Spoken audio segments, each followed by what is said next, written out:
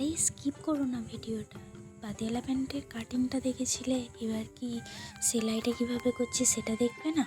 দাঁড়াও ওয়েট করো, দেখতে পাবে। পাতিয়ালা প্যান্টটা কাটার সময় তোমরা দেখেছিলে যে আমি শুধুমাত্র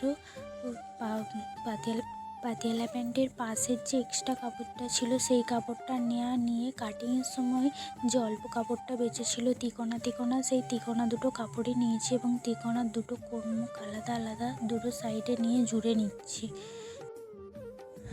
যেই কাপড়টা বেঁচে গেলে আমি অন্য কাজে লাগাতে পারবো। তারপর সেখানটা সেলাই দিয়ে তারপর একটা চাপ সেলাই দিচ্ছি যাতে সেলাইটা দেখতে সুন্দর লাগে এবং কাপড়টা যাতে ভাঁজ না হয়ে যায়।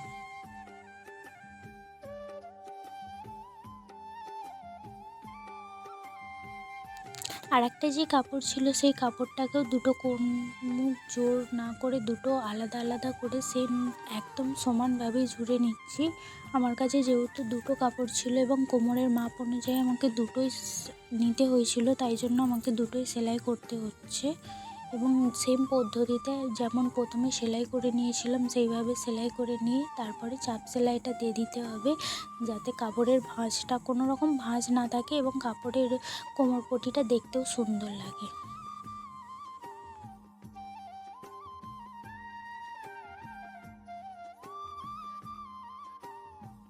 এরপর দুটো কাপড় নিয়ে দুটোকে সমানভাবে জুড়ে নিচ্ছি যাতে পরবর্তীকালে আমার যখন মাপ নেবো কোমরের তাতেই সুবিধা হয়।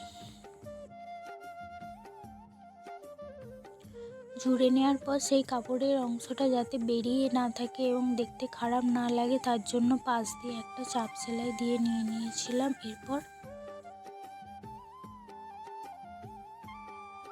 এরপর কাপড়ের মুখ পাট দুটো জুড়ে নিচ্ছি, দুদিকটা জুড়ে নিলে দেখতে সুন্দর লাগে। এরপর কাপড়টাও বেরিয়ে থাকে না এরকমভাবে পাতিয়ালা প্যান্ট করে থাকলে। যারা পাতিয়ালা প্যান্ট করে তারা জানে এই দুমুখটা না জুড়ে নিলে কাপড়টা বেরিয়ে থাকে এবং খারাপ দেখতে লাগে এবং পরবর্তীকালে সেটা খুলে যাওয়ারও চান্স থাকে। তাই জন্য আমিও এটা যেহেতু নিজের করি বা যারই করি একটু ভালোভাবে করলে দেখতে সুন্দর লাগে এবং পরতেও ভালো লাগে।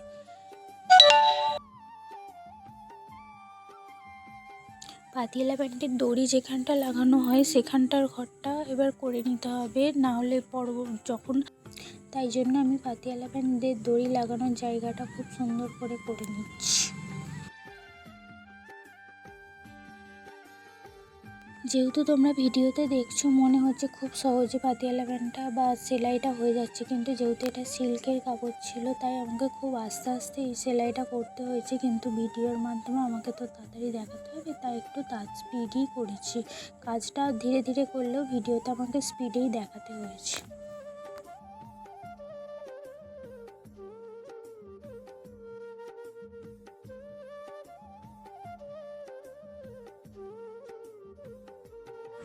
দড়ি লাগানোর ঘর করে নেওয়ার পর পাতিয়ালা প্যান্টের দুটো মুখ জুড়ে নিচ্ছি।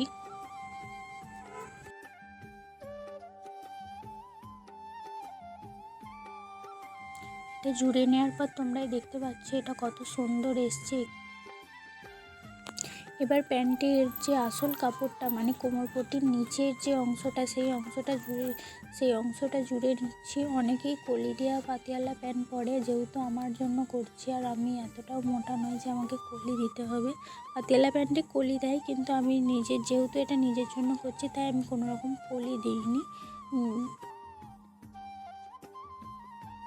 এই অংশটা জোড়ার পর আমি সব দিকটা একটু দেখে নিচ্ছিলাম যে সব দিকটা সমানভাবে আছে কি। এরপর সম্পূর্ণ কাজ হচ্ছে হাত সেলাইয়ের। এরপর মেশিন সেলাইয়ের আপাতত কিছু নেই, হাত সেলাই কুচিটা না দিলে সুন্দর হয় না। মেশিন সেলাই অনেকেই দিতে পারে কিন্তু আমি পারি না, তাই আমি প্রথমে হাতে সেলাই করে নিই। পাতিয়ালা প্যান্টের চার কোণায় প্রথমে 4টে সেলাই করে দিচ্ছিলাম যাতে আমার কুচিটা দিতে সুবিধা হয়। 4 কোণায় 4টে সেলাই দিলে কি হয়, কুচিটা সমানভাবে পড়ে আর পাতিয়ালা প্যান্টটা দেখতেও খুব সুন্দর লাগে। এবং এতে আমি যেহেতু পাতিয়ালা প্যান্টটা একটু অড কালারের ছিল এবং আমি এতে সাদা সুতো ইউজ করেছি যাতে পরে হাত সেলাইটা খুলে দেওয়া যায়। তাই জন্য যে কোনো পাতিয়ালা প্যান্টেই যে কালার হাত সেলাইয়ের সময় অন্য একটা কালার দিলে খুব ভালো হয়, যাতে পরবর্তীকালে তোমার সুতোর যে হাত সেলাইয়ের যে সেলাইটা সেই সেলাইটা খুলতে খুবই সুবিধা হবে।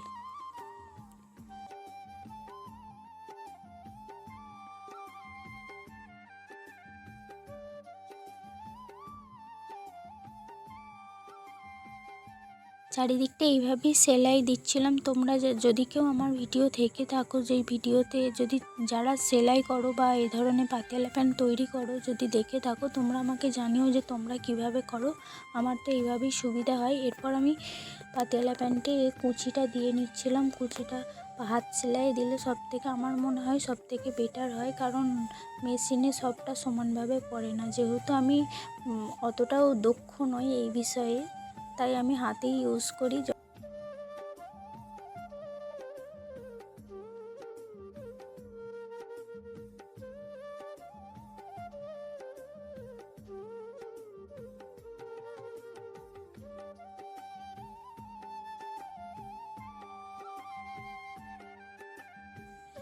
অর্ধেকটা কুচি দেওয়ার পর আমি বারবার দেখে নিচ্ছিলাম যে আমার ভুল হচ্ছে কিনা। আমি এটা ব্যক্তিগতভাবে আমার অভ্যাস যে একটুখানি কাজ করার পর দেখে নেওয়া উল্টে, যে সেটা ঠিক হচ্ছে কিনা বা ভুল হচ্ছে কিনা। কারণ এর আগে আমি প্রচুর ভুল করেছি, তখন হয়তো আমি ভিডিও করতাম না, কিন্তু আমি এরকম ভিডিও সেলাই করার পর দেখেছি যে অনেকটা ভুল হয়ে গেছে। তাই জন্য আমি এখন সতর্কভাবেই করি এবং বারবার খেয়াল করি যে এটা আদৌ ঠিক হচ্ছে কিনা বা ভুল হচ্ছে কিনা।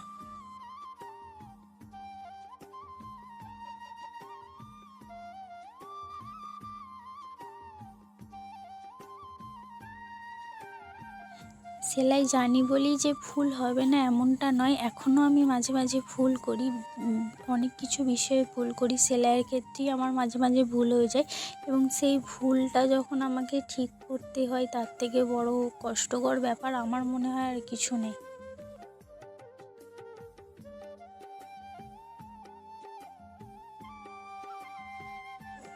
এইভাবে সেলাই দিতে দিতে আমার যখন পুরোটা কমপ্লিট হয়ে আসছিল এবং প্রচণ্ড গরম, এই সময় যারা সেলাই করে তারাই একমাত্র জানে এই এত গরমে পাখা না চালিয়ে সেলাই করার মজাটা। অনেকেই ভাবে যে কত সহজভাবে সেলাইটা করে নিচ্ছে, কিন্তু না, আমার মতো যারা যারা সেলাই করে তারা একমাত্র জানে এই গরমে পাখা না চালিয়ে বেশিরভাগ টাইম, বিশেষ করে এই সিল্কের কাপড়ে কাজ করার সময় পাখা চালানো যায় না, কারণ জিনিসটা উড়ে গিয়ে যদি একবার কাপড়টা উড়ে যায় সেলাইটা ভুল জায়গায় চলে যায়। হাত সেলাইয়ের ক্ষেত্রে যদিও এতটা হয় না, কিন্তু আমার মনে হয় যে পাখা না চালিয়ে করাটাই উচিত। পাখা চালিয়ে করলে পুরো জিনিসটা নষ্ট হয়ে যায়।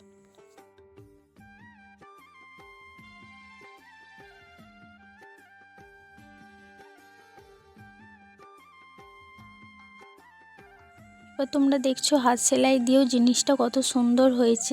যদিও আমি এখনও মেশিন সেলাই দিইনি, এরপর পুরো যেটুকু আমি হাত সেলাই দিয়েছিলাম সেটুকুই আমি মেশিন সেলাই দিচ্ছি। মেশিন সেলাই দেওয়ার পর যে সাদা সুতোগুলো আছে সেগুলো আমার কাটতে সুবিধা হবে, কারণ যেহেতু কালারটা অন্য এবং সাদা সুতোটা কেটে না দিলে হাত সেলাইটা বাজে দেখাবে। কিন্তু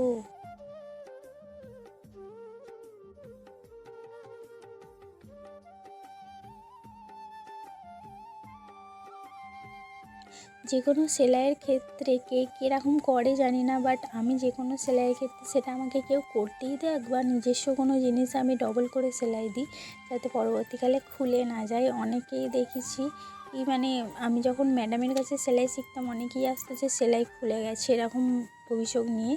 আমি তাই জন্য সেলাই ডবল করেই দিই।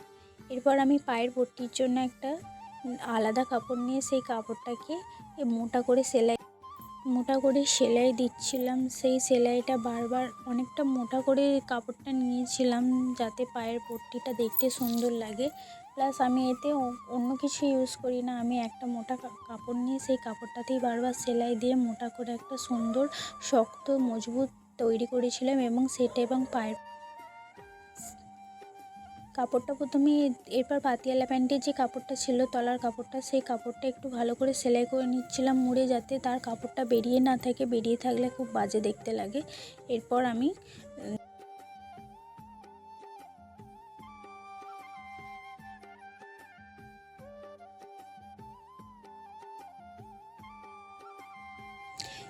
আগে থেকে তৈরি করা যে মোটা কাপড়টা নিয়েছিলাম সেই কাপড়টা এর সাথে অ্যাটাচ করে নিচ্ছি।